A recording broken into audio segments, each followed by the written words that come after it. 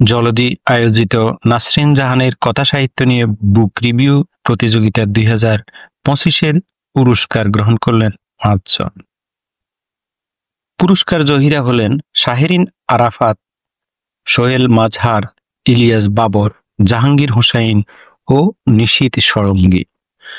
শনিবার বিশ্ব সাহিত্য কেন্দ্রের 505 নম্বর কক্ষে আয়োজিত অনুষ্ঠানে তারা এই পুরস্কার গ্রহণ করেন। অনুষ্ঠানে সূচনা বক্তব্য রাখেন ঝলদির কর্ণধার, কবি, সম্পাদক ও প্রকাশক নাহিদা আশরাফি। এতে প্রধান অতিথি হিসেবে উপস্থিত ছিলেন শিক্ষাবিদ ও লেখক খালিকুজ্জামান ইলিয়াস। সভাপতিত্ব করেন কথাসাহিত্যিক পারভেজ হোসাইন। আলোচক হিসেবে উপস্থিত ছিলেন কবি ও কথাসাহিত্যিক দিলারা মেসবা, সিরাজুল ইসলাম, পারভিন সুলতানা, মনি হায়দার, ইশরাত তানিয়া ও লাবণী মণ্ডল।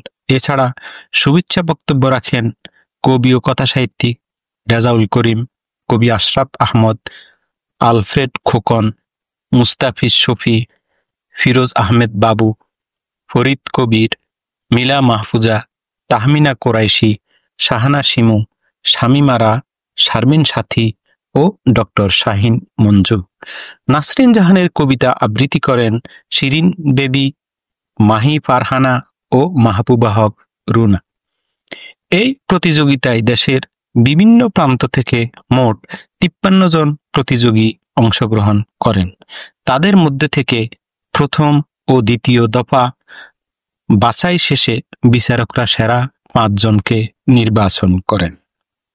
বিচারকদের মূল্যায়নে প্রথম হয়েছেন শাহরিন আরাফাত, দ্বিতীয় হয়েছেন সোহেল মাজহার, তৃতীয় ইলিয়াস বাবর, চতুর্থ জাহাঙ্গীর হোসাইন ও পঞ্চম স্থান অর্জন করেছেন নিশীথ ষড়ঙ্গী।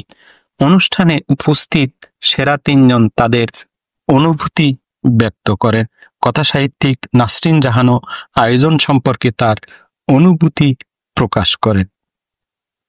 আয়োজকরা জানান, এই প্রতিযোগিতার মূল লক্ষ্য পাঠকদের বই পড়ার অভ্যাস বাড়ানো ও সমালোচনামূলক চিন্তা শক্তির বিকাশ ঘটানো।